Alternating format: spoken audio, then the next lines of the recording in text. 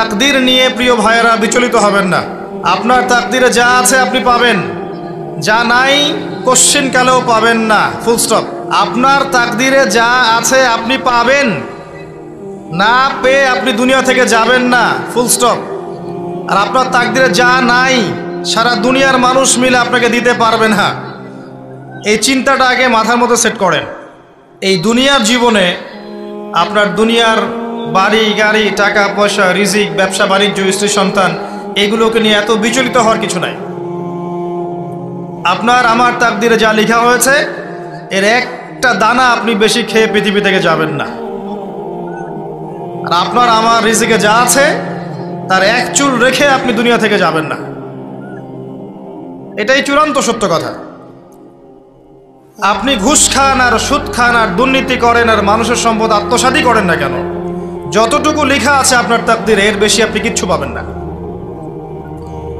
আর আপনি হালালে থাকার জন্য যতই কষ্ট করেন, হালালে আছেন, সবজি বিক্রি করে খাচ্ছেন, আপনি ছোটখাটো ব্যবসা করছেন, মানুষ আপনাকে দাম দেয় না, আন্ডার এস্টিমেট করে, গরিব বলে, ফকির মিসকিন বলে, কিন্তু আপনার তাকদীরে যা আছে আপনি সেটাই পাবেন, এর বেশি আপনি কিচ্ছু পাবেন। হুয়াল আউয়ালু ওয়াল আখির, আল্লাহ পাক প্রথম এবং আল্লাহই শেষ। কুল্লু মান আলাইহা ফান ওয়া ইয়াবকা ওয়াজহু রাব্বিকা যুল জালালি ওয়াল ইকরাম। প্রত্যেকটা বিষয় ফানা হয়ে যাবে, কিচ্ছু থাকবে না। এখন আপনি পৃথিবীতে যা দেখছেন এগুলোর কিছুই থাকবে না।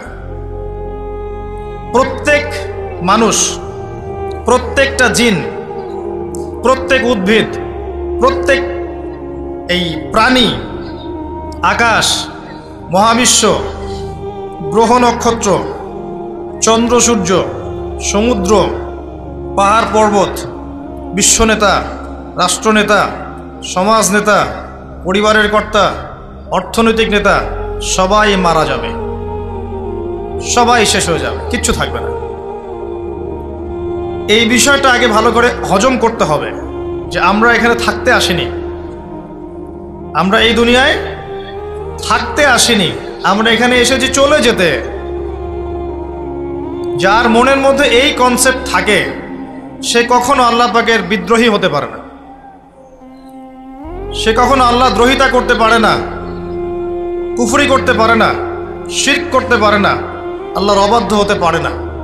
যার মনের মধ্যে এই চিন্তা বদ্ধমূল যে আমি এখানে থাকতে আসিনি, আমি এখানে মুসাফিরের মতো এসেছি, গাছের ছায়া বিশ্রাম নিচ্ছি, বিশ্রাম নিয়ে শেষ হবে চলে যাব।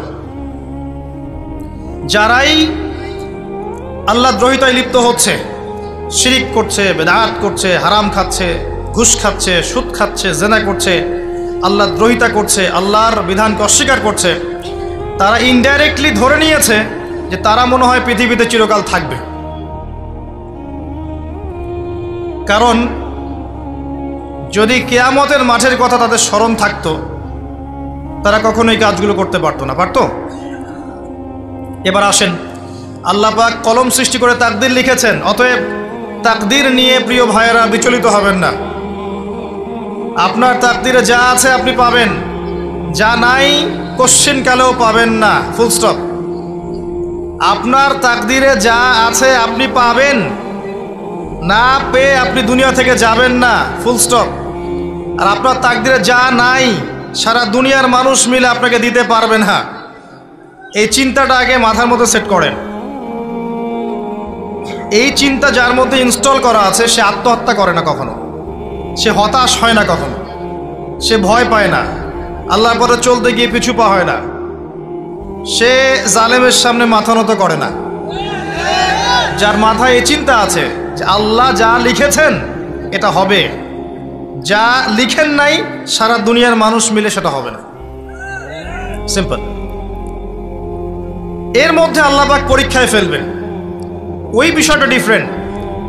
আমি অবশ্যই তোমাদেরকে পরীক্ষা করব ভয় দিয়ে, ক্ষুধা দিয়ে, সন্তানের কি ইন্তেকাল দিয়ে, ফসলের ক্ষতি দিয়ে, সম্পদের ক্ষতি দিয়ে আমি পরীক্ষা করব। কিন্তু যারা সবর করবে এবং যারা এই কনসেপ্ট রাখবে ইন্না লিল্লাহি ওয়া ইন্না ইলাইহি রাজিউন, এদেরকে আল্লাহ পাক প্রশংসা করেছেন, ইনশাআল্লাহ এরা সফল হবে। আল্লাহ পাক তাকদির লিখে ফেলেছেন, তাকদির নিয়ে টেনশন করবেন না, রিজিক নিয়ে টেনশন করবেন না। এখনকার যুব সমাজের সবচেয়ে বড় টেনশন রিজিক। একটা জব, একটা ভালো জব, একটা ভালো ব্যবসা, সে সিকিউরড লাইফ চাচ্ছে। রিজিক নিয়ে চিন্তা করবেন না। আপনার কাছে যে রিজিক আছে এটা আপনার কাছে আসবেই ইনশাআল্লাহ। হয়তো সময় লাগছে কিন্তু আপনার কাছে আসবে ইনশাআল্লাহ তাআলা। আপনি হালালের উপর থাকবেন, ন্যায়ের উপর থাকবেন। আপনি অন্যায় পথে রিজিক সার্চ করবেন না। আপনার তাকদিরে যে রিজিক আছে আপনার কাছে আসবে ইনশাআল্লাহ। এবার আসেন, আল্লাহ পাক এরপরে সৃষ্টি করেছেন মহাবিশ্ব। এই পুরো মহাবিশ্ব তাকদির লিখার পরে মহাবিশ্ব কয় দিনে? ফি সিত্তাতি আইয়াম, 6 দিনে। মাত্র 6 দিনে আল্লাহ পাক পুরো মহাবিশ্ব সৃষ্টি করেছেন।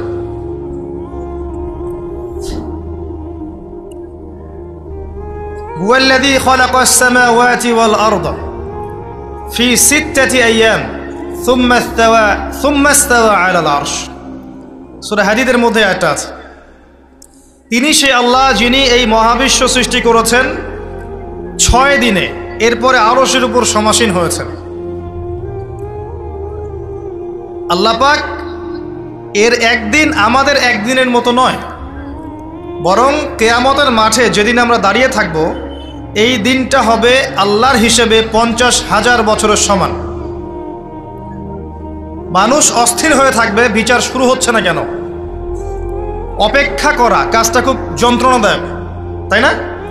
কারো জন্য অপেক্ষা করা, অপেক্ষা করে আছেন, 1 ঘন্টা পর আসবে, এলো না, আপনি অস্থির হবেন। 2 ঘন্টা পর এলো না, 10 ঘন্টা পর এলো না, আপনি অস্থির হবেন, পায়চারি করবেন, বই পড়বেন, নাস্তা খাবেন, হাঁটাহাঁটি করবেন, আপনি ব্যাকুল হয়ে যাবেন। অপেক্ষা করা একটা ডিফিকাল্ট কাজ। কিয়ামতের মাঠে মানুষ 50,000 বছর অপেক্ষা করবে, বিচার শুরু হচ্ছে না কি জন্যে। সবাই গিয়ে ধন্না দিবে, প্রথমে আদম আলাইহিস সালাম, তারপরে নূহ আলাইহিস সালাম, ইব্রাহিম, মূসা, ঈসা আলাইহিমুস সালাম। আল্লাহর কাছে একটু সুপারিশ করেন, বিচার যেন শুরু হয় অ্যাটলিস্ট। কেউ কিচ্ছু করতে পারবে না, কারণ সবাই বলবে ইয়া নাফসি, ইয়া নাফসি।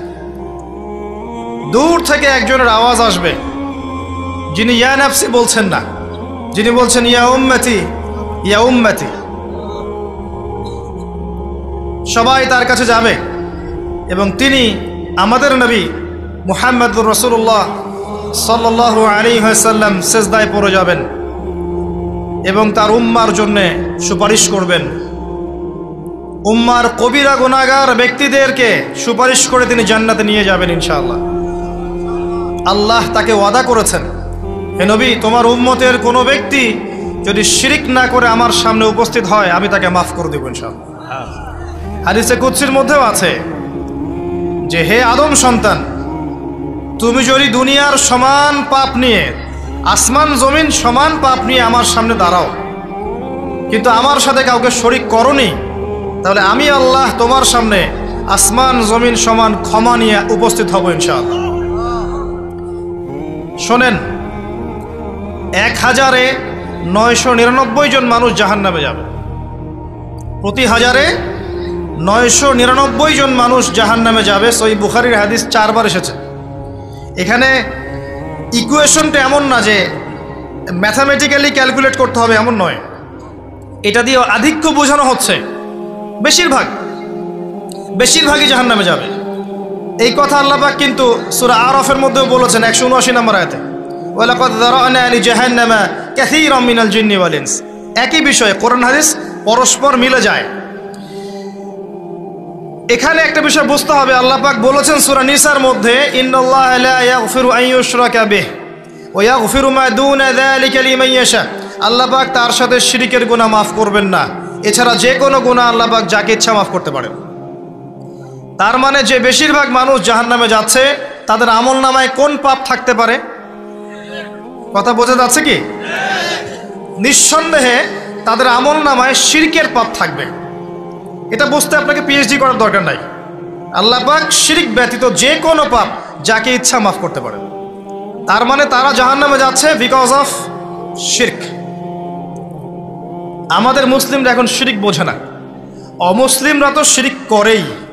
যেমন কেউ বলছে ওয়াকালাতিল ইয়াহুদু উযাইরুন ইবনুল্লাহ, ইহুদিরা বলছে উযাইর আল্লাহর সন্তান, নাউযুবিল্লাহ, শিরক। অথচ ওরাই এখন বিশ্বকে রুল করছে, তাই না?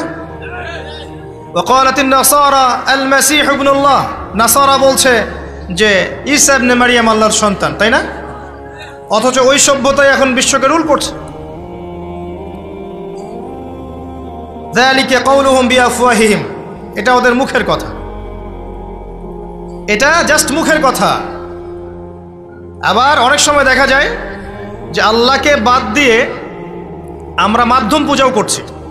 অমুসলিমরা তো শিরক করছেই, যারা মুসলিম তারা দেখবেন আল্লাহকে বাদ দিয়ে মাধ্যম পূজা শুরু করেছে।